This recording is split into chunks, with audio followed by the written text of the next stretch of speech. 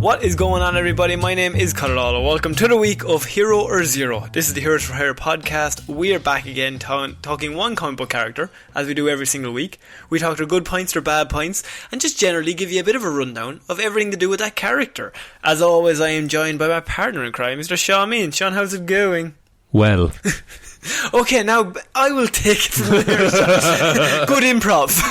Just like to bounce off each other. You know how it is, I set you up, you knock them down. That's it. So this is Hero Zero, Shaun, and we normally pick one comic book tower. You normally pick Marvel. I do. I pick DC. You do. Now last week you did Hindsight. I did. And in Hindsight, I think he's fairly shit. He really was. Let's be honest, he was just essentially a man who was a bit of a prick. But also in Hindsight, I feel like I should have done this character a few weeks ago.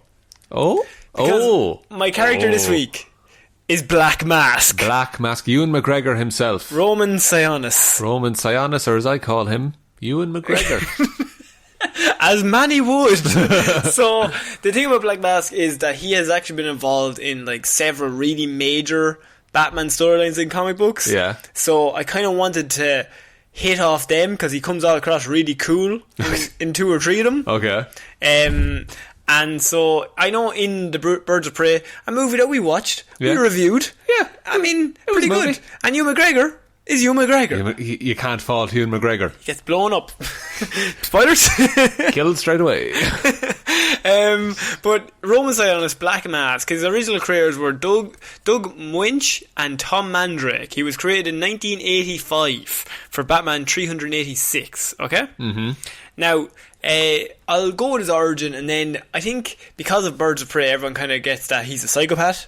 Yeah. How did he become a psychopath, Shaun? Was he born a psychopath? I don't think so. Was he raised to be a psychopath? We'll have to find out, won't we? Yes, we will. In the next up to 10 seconds as I begin my next sentence. Do it. When this sentence finishes. Start it now. At the end of this God sentence. help me. Born to a wealthy Gotham City family, Roman Sionis grew up with parents that cared far more about their own social standing than about the well-being of their own child. That'll do it.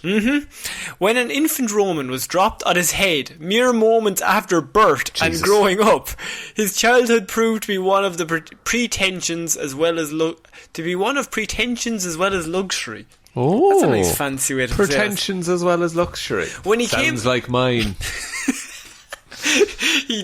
When you're drinking out of your cup, you have your little pinky up as well. Absolutely, and but my monocle. But the cup has a hole in it. When he came of age, Roman became the vice president of his father's company, Janus Cosmetics. Okay. However, he didn't have total control of the Sionis Empire, and shortly afterwards, he killed his parents by causing a fire in their home and acquired the company himself. He planned to kill his parents. To be fair, they treated him like dickheads. Because they grew up telling him, like, the company and money is all that's important. Yeah. And you don't matter. Yeah. You're just part of the company. And so then he's like, oh, well, I want the company. Yeah. So then I'll matter. And then you don't matter. So if I have it, then you won't matter. Yeah. So you might as well not be here. Exactly. So soon Roman became president of Janus Cosmetics, I would say very soon after the parents died. Yeah. But he proved to be a poor businessman, Shaun. Really? Yes. At this point, Roman started collecting masks from every corner of the world. And not long after this, he drove the company near to bankruptcy. By buying masks? No, by just being shit. Oh, by just not running the business right? No. Okay.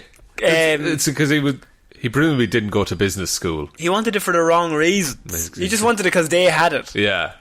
And like objects and things and titles were way more important than humans. Yeah, which is his thing. Yeah. In a desperate attempt, Roman created a new cosmetic product which turned out to be hazardous, and Janus Cosmetics was besieged by several hundred lawsuits. Fuck. A humiliated Roman was forced to accept a bailout from Wayne Enterprises on the condition that Roman resigned to his position as president of his What? No, to his position. He resigned of his position. I was saying to his position. I was like, that's not right. He resigned from his position? From is way better. That's the word I was trying. You know when your brain shuts off. Yeah, I do. From his position as president of Janus Cosmetics. After losing his empire, He wasn't too happy, Shaun. No, I can't imagine he would be. No. Roman went to the crypt where his parents were buried, Oh, God. where he started smashing his father's ebony casket with a stone. Then, upon seeing the smashed casket, Roman started carving a piece of his father's casket lid into a fearsome black mask. But Conor, I think sometimes foreshadowing is very obvious. So, his black mask originally was created from his father's coffin. That's ridiculous. Yeah. Pretty edgy. Pretty grim. Pretty grim. Ebony's expensive. It's an expensive wood. It is. It really is. You're a woodsman. To get a casket-sized amount of it. How much did that cost? Jeez, at least €100. I've never seen €100. Never held €100. I've never even had €100 accumulatively of what I own. Never. Never in a million years. You still have that hole in the cup. Yeah. Yeah. And he eventually adopted the identity of Gotham's newest crime lord, Black Mask. Oh, imagine I had said something different. Black Mask. Was it Black Mask? It is Black Mask. Oh, good. So Black Mask then started gathering members for his new criminal organisation called the False Face Society, who were forced to wear masks from Black Mask's own personal collection. They're his special masks. His special masks, according to their own personalities. Okay. So he would have like really grim ones for the guys that were the killers. Yeah. And the guys that were like a bit more lighthearted, they might have a bit of a joker one, a clown one. A clown mask. Not to infringe on somebody else's gimmick. Not at all. He's not about that. With his new organisation, Black Mask started his vendetta against the Wayne Foundation and their leader, Bruce Wayne. But he's also Batman. Wait a minute. When Batman deduced Black Mask's identity, Sionis was invited to a masquerade ball at Wayne Manor, where he tried to kill Bruce Wayne. Oh, right. Mm-hmm. How'd it go for him? Sionis' plan failed and he was forced to flee. Okay, good. But Batman and Robin followed him all the way to the abandoned Sionis family estate, where Black Mask intended to burn Roman Sionis' entire past. So he's discarding Roman Sionis entirely. Done. Because that's the only reason that Batman was able to, like, bring him to the party and lure him in, because he's like, Roman, come on. He lured him in as Bruce rather than Batman, and then Batman turned up and beat him up. So he's like, Roman's the weak part of my personality. If I get rid of Roman and I'm just Black Mask all the time. Black Mask is pure power. He's a crime lord. Yeah. Everybody's afraid of Black Mask. Nobody's afraid of Roman Sionis. So he's like, I'm going to get rid of that whole past and burn it all to the ground.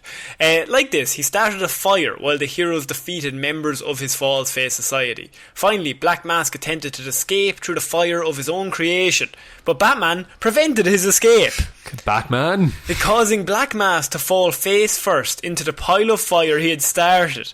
Batman and Robin were able to tow him out of the fire, but the shape of his mask was charred to his face, giving him a permanent black mask. So now he is always Black Mask, like he wanted. Exactly. Poetic.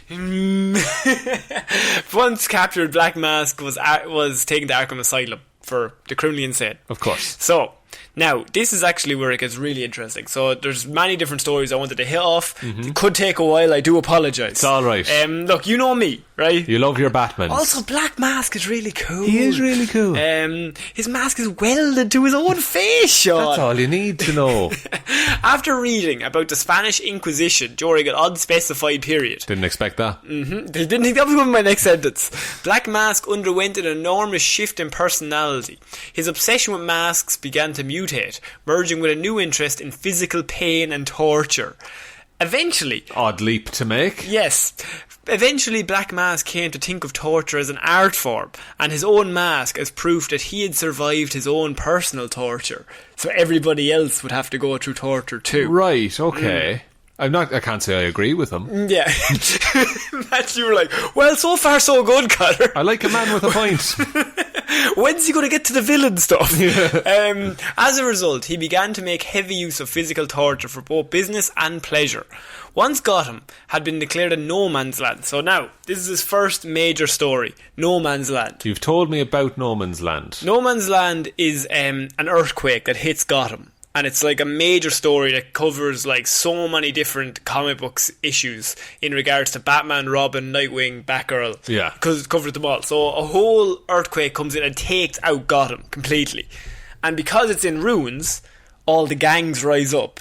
And they're just taking and they're all what's just left. And Black Mask sees this as like, he's going to be the fucking king. Yeah. He's going to be the king of Gotham. He's going to control everything. So once Gotham had been declared a no man's land in the wake of the earthquake, Black Mask, like the other released Arkham inmates, because Arkham Asylum fell down as well. It fell down. The earthquake made it collapse. Opened it up. Yes, there was like one wall. Yeah. And it's just a perfect circle.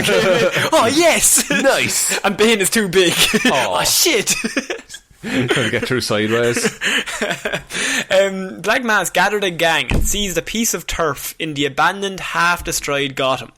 In his case, the fashion district. This time, however, he no longer wore his trademark mask, and he no longer pursued money or power. Instead, he began to expose a nihilistic philosophy that claimed Gotham's true face had been revealed by the earthquake. So very similar to...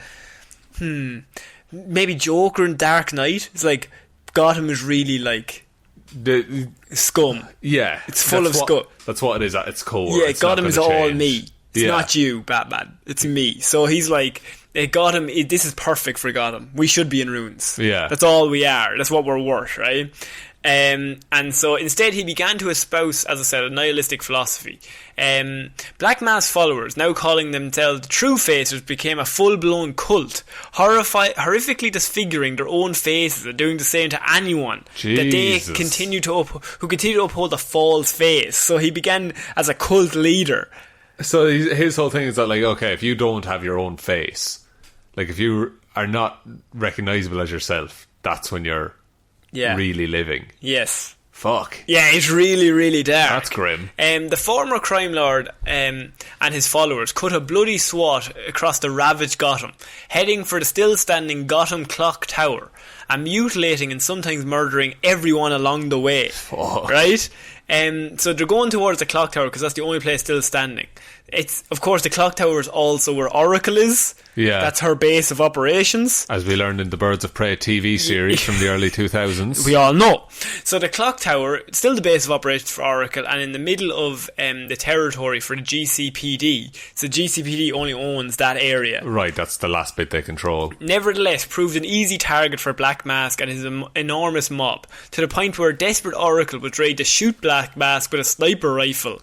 Fuck. When it came to it, because obviously she's just in a wheelchair and this whole army of slicing. Yeah. So he's going to shoot him before he gets to her. I mean, can't blame her. Yeah. Black Mask's life, however, was inadvertently saved with the arrival...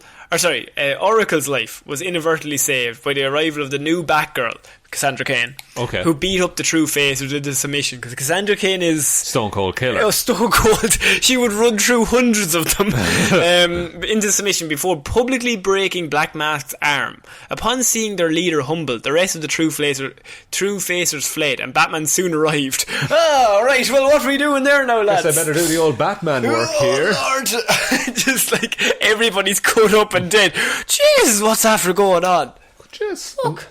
Well done, Bats. Oh, gee. Black Mask in handcuffs. Did it again. They were so afraid they broke their own necks. I've done it again, Robin.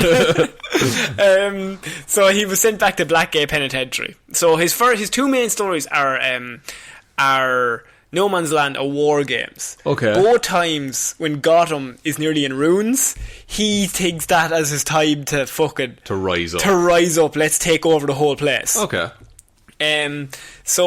After the United States government lifted the No Man's Land and welcomed Gotham back into the Union, Black Mask returned to his traditional role as a mob kingpin, though he completely abandoned the false face society in favour of just ordinary criminals. Just goons. He's like, I don't want to be a leader anymore. I'm not about a cult No, thing. I'm just all about killing again. Soon he turned his attentions to the drug trade in Gotham's notoriously crime-ridden East End, enlisting the help of many corrupt policemen to secure his hold over the area. So that reminds me of Batman Begins. Yeah, where all the cops are just working for the criminals. Because he's not just all about killing. Obviously, there a second ago he was, but now he's changed his tact. He's like, I could take over Gotham if I pay off the right people in the right area, and I just have if I have control over one area. Yeah, and I have total control, and that's just mine. Yes. So then, of course, War Games erupted. Now, War Games is a whole story. Do you know anything about War Games? Not at all. Spoiler, she is a superhero, and she was trying to impress Batman. Right. And Batman has like all these strategies, obviously, for what he can do in certain situations. And he had a strategy called War Games. Right. And she was trying to impress him. So she's like, "Oh, I'll do this." Who was she? Oh, not Cassandra Cade. Stephanie Brown. Okay. Is spoiler. Oh, okay. Sorry, I thought you meant spoiler as in like here's... No, spoiler is the name of her. Okay. Yeah, Stephanie Brown. She goes by spoiler, has like a purple outfit. Okay. I'll do one on spoiler soon enough. I forgot all about the spoiler. Yeah, I was going to do one on her at some stage. But she was basically she was new into the Bat family. Right. She was trying to impress Batman. I'll do her best. I'll do War Games. I'll set that off. War Games kicks off a whole gang war between every gang in Gotham. Okay. And Bram's like, "What the fuck are you doing?" Why did you do that? I tried to impress you. She's like, "No." So she wanted to set it off and then solve it herself. Yes. So, oh, fuck. Yes. That's a bad idea. No, very bad. She's only like 15. Jesus. Yeah, she's like she's Tim Drake's girlfriend. Okay. Yeah. Fair. So Black Mask began to build allies while keeping his own involvement secret. So this is during the massive gang war. Then Black Mask travelled to Gotham's North End along with Killer Croc and Scarecrow. He took reporter Arturo Rodriguez and his cameraman to use their live broadcast and reveal what he believed to be the Batcave. So he paid off a lot of people, and he eventually found out that they think the Batcave is... he tortures Spoiler. Oh, fuck. As well. Okay. And so he's paying off all these people like, "What the fuck do you know? Where's the Batcave? All these gangs are going off. This is our chance. We can all rise up and work together and finally take the Bat out." Yeah. And so Spoiler gets kidnapped, and he's like, "Where's the Batcave?" And she tells him it's the Gotham Clock Tower. Right. Which is not the Batcave, but No. as I said, it's Oracle's thing. Yeah, it has some connection. So he takes the cameraman, and he's like, "You come with me, we're going to find the Batcave." And he's like holding him at gunpoint. He brings Scarecrow, he brings Killer Croc, because everybody's in on it. They're his gang. That's his turf. Leading all the criminals in Gotham, Black Mask took them to the Gotham Clock Tower. Black Mask bypassed Oracle's defences and confronted Oracle, broadcasting the situation live in order to lure Batman in. Batman arrived, and both of them started a brutal fight to the death. Oracle initiated a self-destruct sequence within the clock tower, forcing Batman to abandon the fight in order to save her. Black Mask then slipped away in the confusion, and as the citywide gang war drew to a close and Gotham began to rebuild, all the surviving gangs crowned him the undisputed king of the gangs. Because he had taken on Batman. Yeah, he went toe-to-toe with Toe to toe. And might have won if it had stayed going. And so that is why I cover that story, is that shows how powerful he is. Like, I could just say, "Oh, Black Mask, he's a gangster in Gotham." He is the gangster. He's number one. Yeah. And every other gang is like, "Are we in Black Mask's turf? Because if we are, he'll kill us." Yeah. And you don't cross him. No. Is what you're getting at. Yeah, so he has control over everything that comes in and out of that city. I don't know if that's shown in the Birds of Prey movie. It's shown that he's a gangster. Yeah, but he just seems like he's ultimate. Yeah, he's like the top of the pecking order. And you can't get to him because there's like 150 guys in between him. Yeah. And some of those guys are villains as well. And you've seen, like, say, Under the Red Hood. Yeah. Like, that's the whole plot of that story, is he owns Gotham's drug trade. Yeah. And Red Hood's whole thing is Red Hood comes in and he starts buying up all the drug trade, and Black Man's like, "Who the fuck is this guy? Who is brave and dumb enough to take on me? Yeah. I own the city." And like, he's like, "I own the city," but I suppose then the question is, why doesn't Batman just take him out? But Batman would just throw him in jail and he just breaks back out anyway. Or he'll have the guards paid off. Yes. Or whatever. So he owns everybody with money as well. He's pretty much untouchable. Yeah. And so I had the scene about Under the Red Hood in the fact that, like, him and Red Hood, like, hate each other. Because Red Hood came in and he realised the way to get the Black Mask is not through fighting him. It's just taking all of his drug trade. You take his toys away. And he's got nothing. Yeah. He's just got a few dudes who just are his henchmen. But if the drug trade money dries up, they'll leave as well. Yeah. And so, yeah, his two main things, as I said, War Games and No Man's Land. So, his powers and ability, Shaun. Yes. Powers, having a mask stuck to his face. Abilities, having a mask stuck to his face. Weaknesses, unable to remove mask from face. Oh, very similar. His abilities, criminology. Black Mask is arguably the greatest criminal strategist and organizer in Gotham, having taken almost full control of the city's underworld on at least 2 occasions. Right. Also, he's able to talk to other criminals and convince them to join his cause. Yeah, that's not just an easy thing to do. No, like if they have a drug trade in the East Corridor, he's like, I'm taking over the East Corridor, but you can join me. Yeah, I'll just move in. And you guys can just keep working for me. Yeah.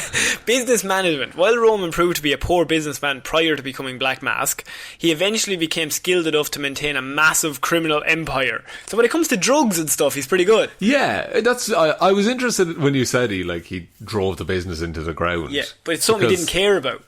I suppose, yeah. But now he's all in on this. And also, technically, he didn't build that. That's his father's company. He wants this for him. This is the sign. The strength of his gang is the sign of his power. How much power he has. So if his gang is strong, he's like, I'm strong. Yeah. That's where my worth comes from. Yeah, and I'm worth so much. Tactical analysis, of course. Disguise. Black Mask is a formidable master of disguise, as well as a highly gifted actor. He was able to fool even the deductive skills of Batman when disguised as Orpheus. He most often uses face putty or plastic masks to hide his skull head and look like someone else. Fair. I was wondering how he'd do that. It would be hard to... He's just dressed like a really pretty lady, but still has the mask on his face. That pretty lady's very bony. Looks like ebony. Looks like the casket of one Sionis. Acting. He has led almost all of Gotham to believe he was Batman when donning his suit at one point. Good. Yeah, he has done the Batman suit twice to fool people. And then did he do crimes dressed as Batman? Yes. He killed a bunch of people to ruin Batman's name. Absolutely. Classic Red Hood move as well. Good move. It's because why they don't like each other is they're very similar. Because they compete with each other. Yes. If they were both criminals. Marksmanship. Roman Sionis is an excellent marksman who always carries at least 2 semi-automatic handguns with him. Seems like too many. Too many. He has proved capable of hitting highly nimble athletes like Jason Todd and Catwoman in mid-air with relatively little effort, and has also shot mid-flight batarangs away from himself. Jesus. Yes. And Catwoman's one of the best gymnasts and acrobats in the DC universe. I think the rule is it's Catwoman and Nightwing are just number 1 and number 2 athletes. Yeah, and then Batman follows. Batman's slower. He's more just... He's not really flippy. Catwoman is just pure pace. She will outpace you. Agility. She's got lots of agility. Cat-like agility. Hand-to-hand combat. So Black Mask is a highly accomplished athlete and hand-to-hand combatant. Who has been shown fighting on par with the likes of Nightwing, Red Hood, Robin, Catwoman, and even Batman himself on at least one occasion.